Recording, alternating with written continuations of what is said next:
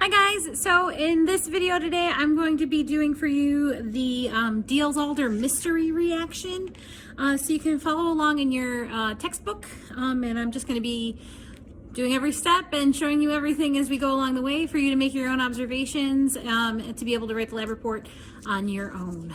So here we go. I'm going to do the best I can do, so just be gentle with me. All right, here we go. Okay, so the first thing it tells us to do is weigh into a very small vial, 147 milligrams of the EE24-hexadiene 1-all. I'm gonna hereforth call that the diene. So here we go. I've got my small, really hard, you can see that it's really thick glass and it's got that point at the bottom. That's gonna be important for when we actually do the reaction. So I've got this really thick-walled conical vial. I'm going to put that here on the balance and I'm going to tear it out. Now I have to add to that 0.147 grams, 147 milligrams, 0.147 grams. Now the problem is that the the diene is right here. You can see it's a really strange compound. It's a solid, but it's like a liquid at the same time. So hopefully you looked up the properties for this particular compound, and you should know why it's kind of odd that it's kind of both at the same time. So what I'm going to try to do now is get 147 milligrams of it. You can see it's kind of like waxy, but I'm going to pull some crystals up here off the top. Ugh. And put it here into our thick, heavy bottomed, heavy conical vial. That's about 0.05. So I need some more.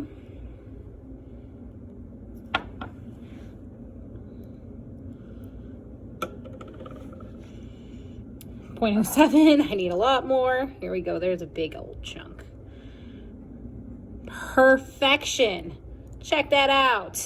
You guys should be proud and impressed with me. 0.146 grams. So that's 146 milligrams. Done there. All right, I'm going to cap this back up. Now, I've got my maleic anhydride. This is the dienophile. I need to just make sure I have the exact same amount. So it doesn't matter that I only have 146 instead of 147. What I just need is the exact same amount of the maleic anhydride. So I'm going to take this off right now, and I'm going to grab a Weibo.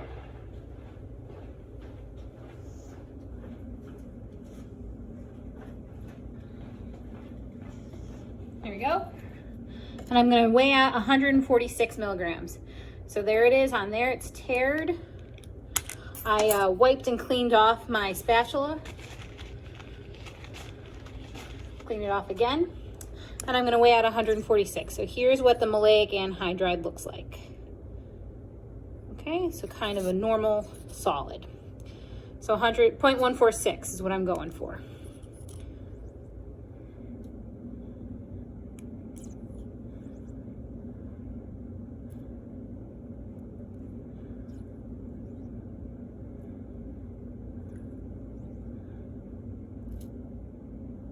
Too much.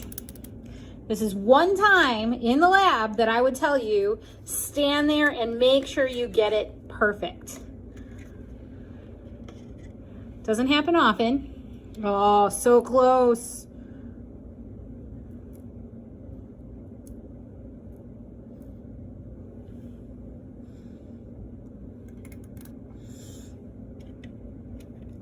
But we want this to be exactly the same mass.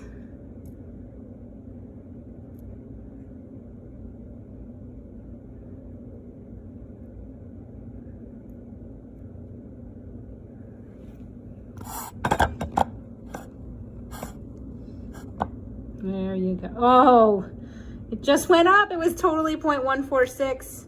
I'm going to call that good enough. All right, so I have 0.147, 147 milligrams of the maleic anhydride. So again, into my, center this, here we go. Into my thick-walled round bottom conical flask here, I'm going to add in the maleic anhydride.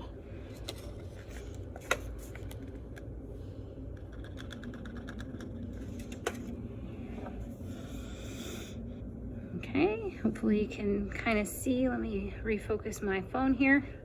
I got it all in there. So the maleic anhydride is kind of that powder that's on the top, and then that grossness on the bottom, that waxiness is the diene. So I've got the dienophile and the diene in here together.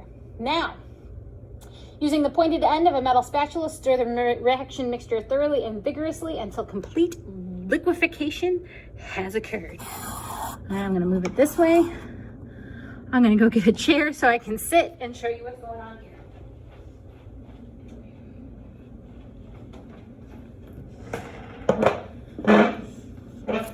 All right, I think if I stay right here. All right. So now I'm gonna begin the process of mixing these things together.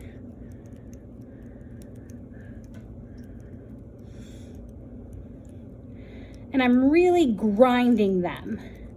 Because they're two solids, in order to get them to react together, you really kind of have to get in there and grind them together. That's why it's a pointed. Hopefully you guys can see I'm like smashing them. Almost like a mortar and pestle, trying to grind the reagents together. You can see something is occurring right now.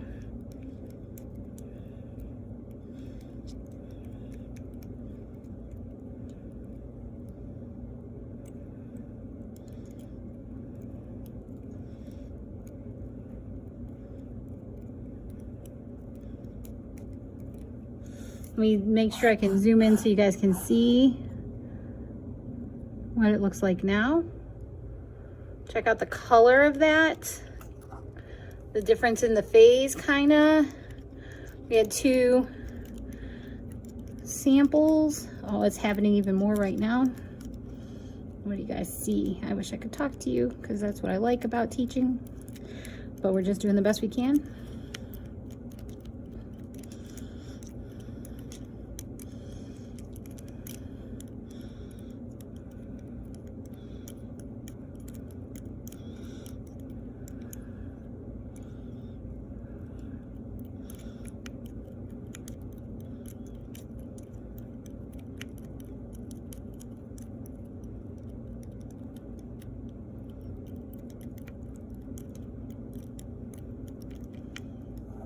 All right, there we go.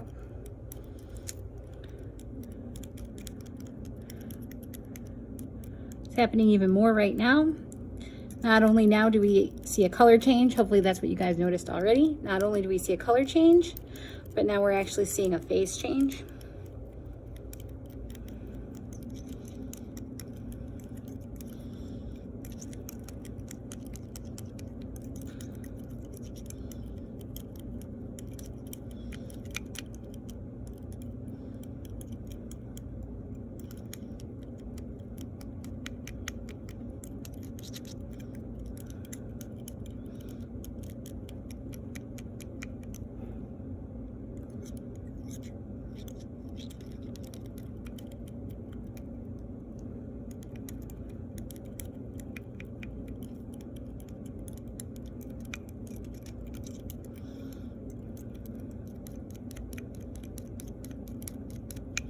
All right, I'm gonna come back in just a little bit. Okay, guys, you missed something that was like super badass, but it just happened all in like 1 second. So here, let me get into frame here. Here is now what happened.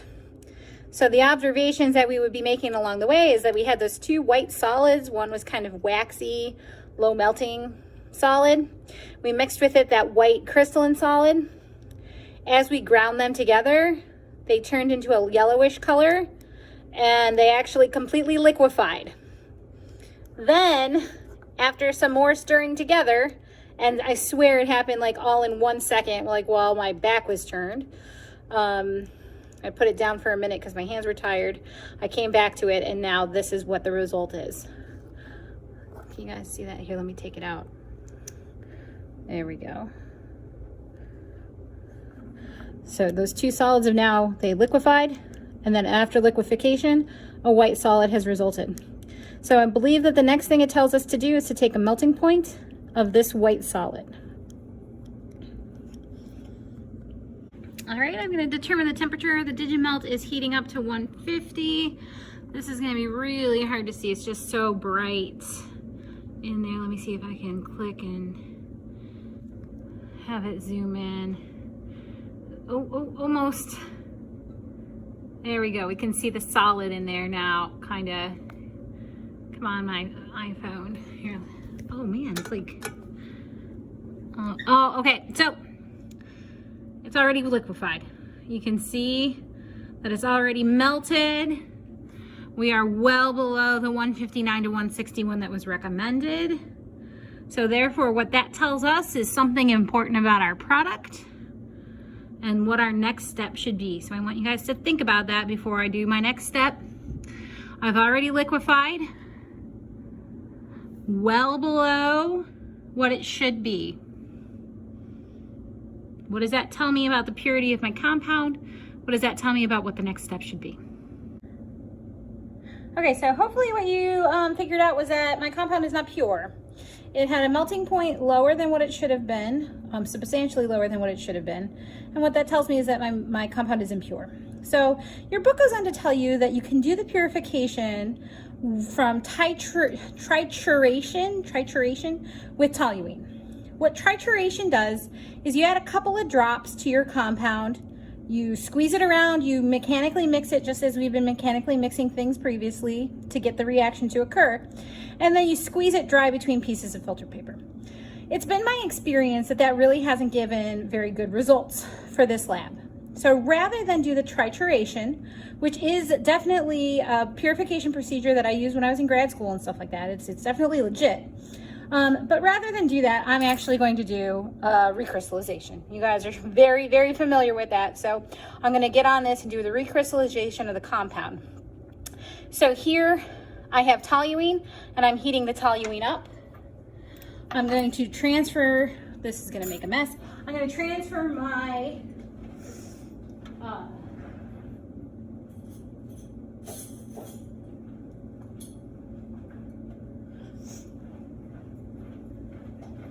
sorry guys, I had to go get some materials I left over there. So I'm going to transfer my compound here into the 25 milliliter Erlenmeyer flask.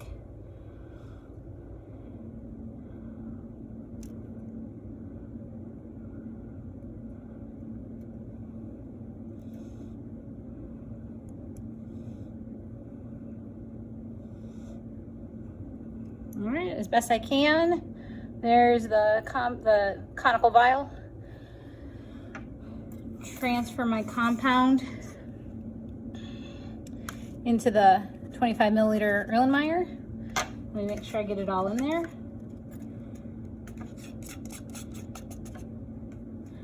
Okay.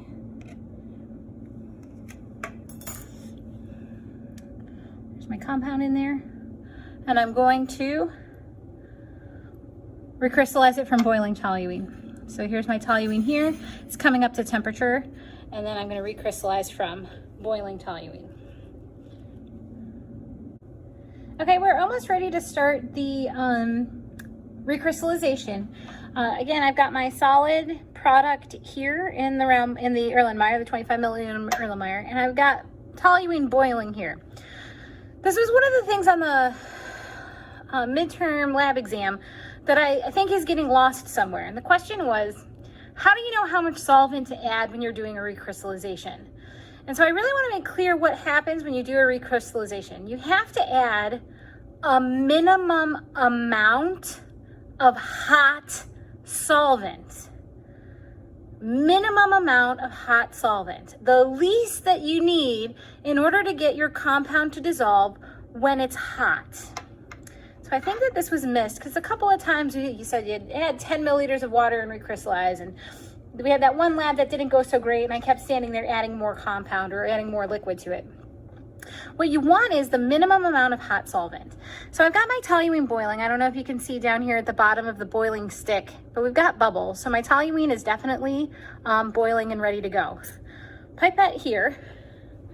And let's see, am I in frame? Oh, yeah. exit. My hand is in the way. Okay, so here we go. What I'm going to do is add a mil, I guess, ish. Add some add some boiling toluene. Put your other recrystallization vessel on the hot plate. It cools down a little bit as you add it. And so I'm leaving it for a second or two and I'm seeing if that dissolves my compound completely. The only way you know how much solvent to add is by doing the experiment and seeing. So give it some time. This is one thing I think also students like to do, is just rush through things. All right, make sure it's hot. Because we added the hot toluene, but the glassware was room temperature, the solid was room temperature. So everything has to come up to that boiling point of toluene. It hasn't completely dissolved. I'm looking in it, I'm seeing bubbles happening. Oh, I'm seeing stuff dissolve right now. Hold on. I want to make sure I'm adding a minimum amount. All right. I'm going to go ahead now and add another pipette full of boiling toluene to my recrystallization. And then again, give it time. That toluene cools down during the transfer. And so when you transfer it over, give your new recrystallization some time. See if it dissolves completely or not. I can see more of it has dissolved.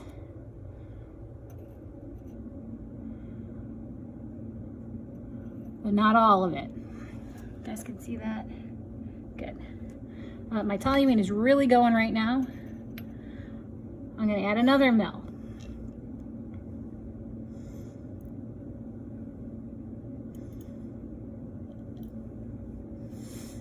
I'm going to move that off to the side because that toluene is boiling crazy. Move this into the middle, get it to boil crazy as well.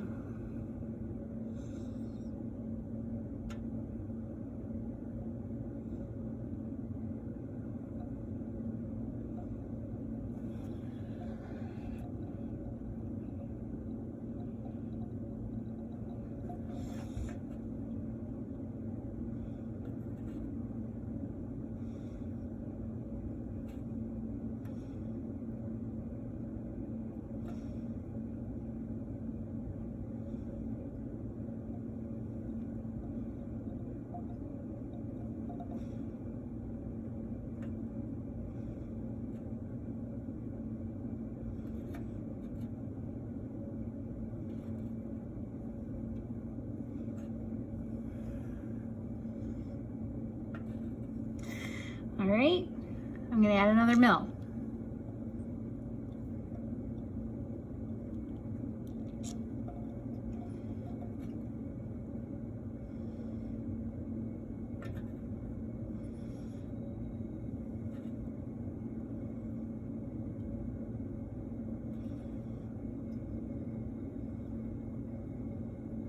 The amount of solid is definitely diminishing. I'm making sure to give it time. You guys can probably see all those bubbles now that show me that yes, the toluene inside the recrystallization vessel is boiling. Just giving it time. I think that that's the biggest thing that sometimes students miss, is that this is a long process. You want to make sure you give your crystals time to dissolve before you add more solvent. I think just one more mil and we'll be okay. I'm going to take this toluene off so it doesn't overboil. Giving it some time. I still kind of got that big chunk. I'm going to get in there with my spatula and kind of try to break that up.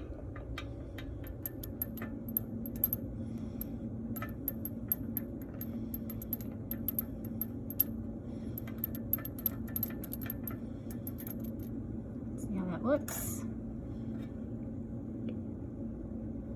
Ow, ow, ow, burning my fingers.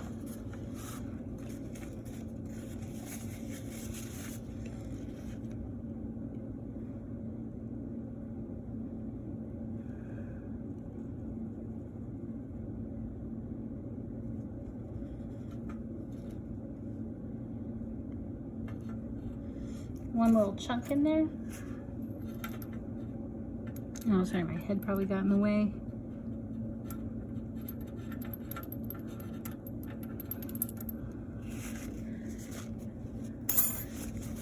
another look.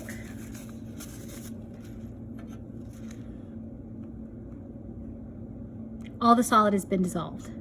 That's how you know how much solvent to add. A minimum amount of hot solvent is used when you do a recrystallization. So you have to make sure that you give it time. All right, I'm gonna zoom in on what it looks like now. There we go. Looking down inside, looking from the side, all of the solid is dissolved. I'll come back after it has a chance to cool. All right guys, so I let the recrystallization cool to room temperature and then cool in ice.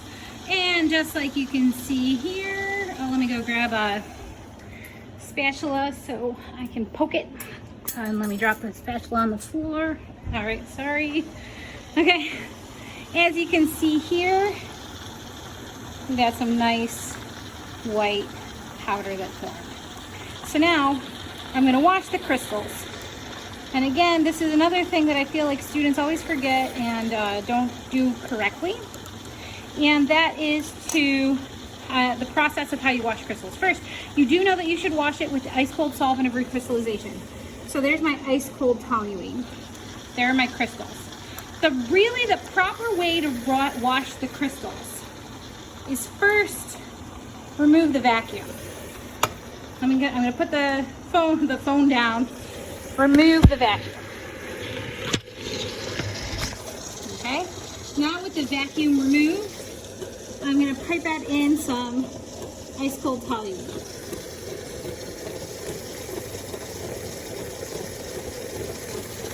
Then, using a spatula, stir it around, and then reconnect to vacuum.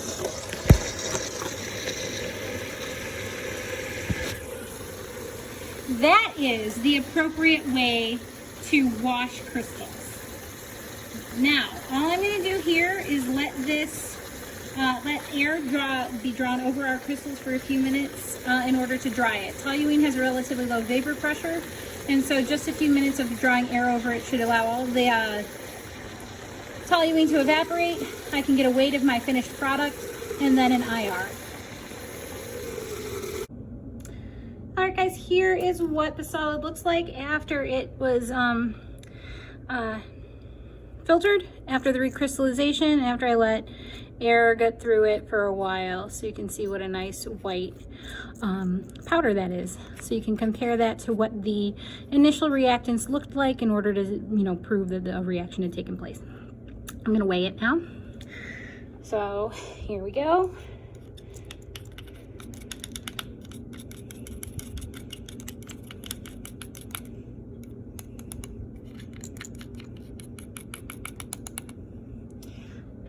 Let me just put this here. I gotta do dishes. All right, there.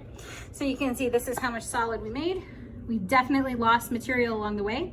This is another place that I think that students don't quite understand what's really happening, where they lose material. Sure, you're gonna lose some compound, doing transfers and stuff like that. That's usually the answer I get. But here you can see that we lost almost half. We had 146 milligrams of the one, 147 milligrams of the other. Now we're down to 153. What really happens is you sacrifice yield for purity. So let me go back over and show you where the rest of our compound is and where you really lose it. You lose it in the purification process. So over here, you can see there's definitely still compound. This was the recrystallization vessel. There's definitely compound there in that recrystallization vessel that we didn't get.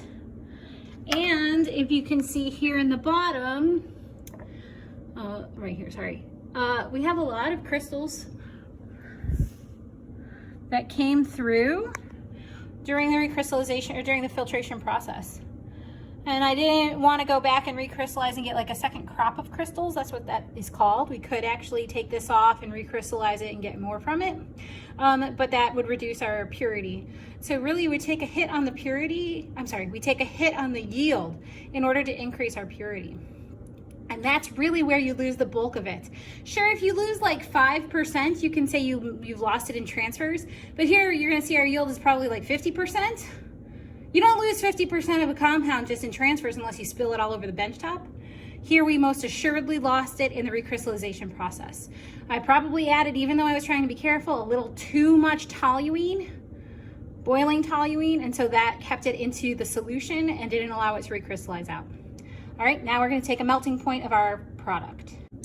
Okay, so I've prepared our compound in for melting point.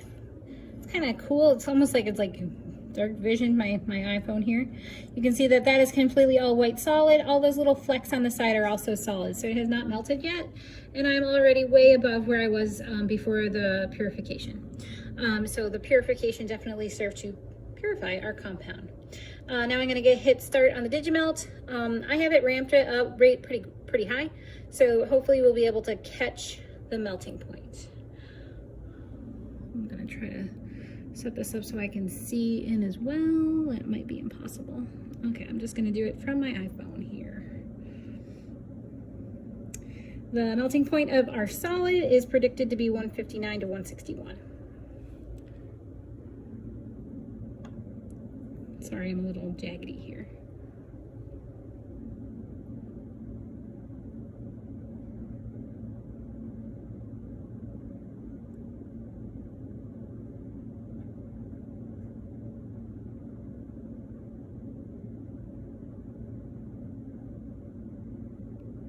I think I'm going to come back when something more interesting happens. Okay, it kind of looks like maybe it's starting to possibly think about melting. But we still have solid. It hasn't completely liquefied. We're at about 153 right now. So maybe it's not quite as pure as I would like it to be. We'll see what happens when we get closer to the 159.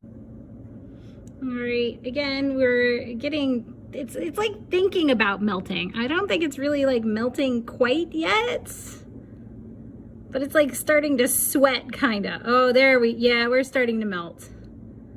And we are at about 155. Let me get that back there.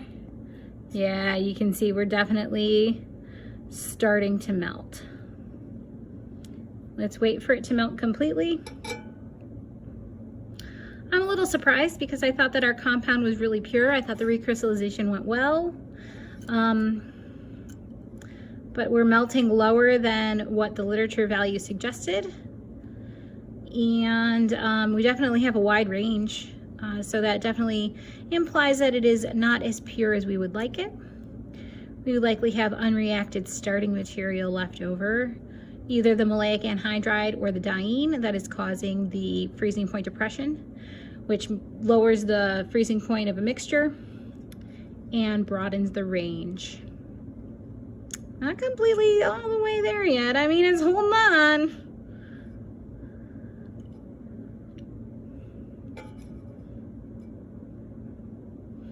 We're at 156.7 right now.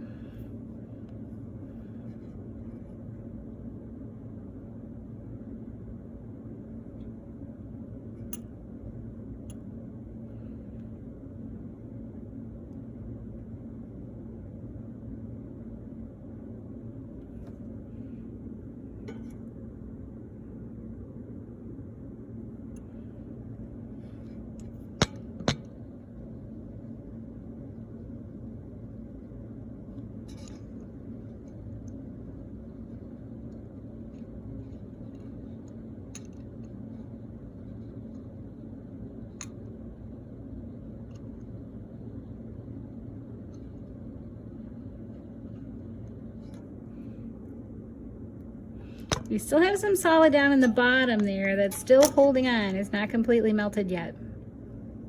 So just a little bit longer.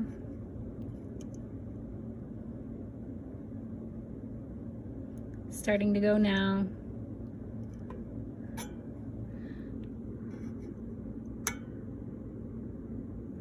I would say here we're done. 159.3.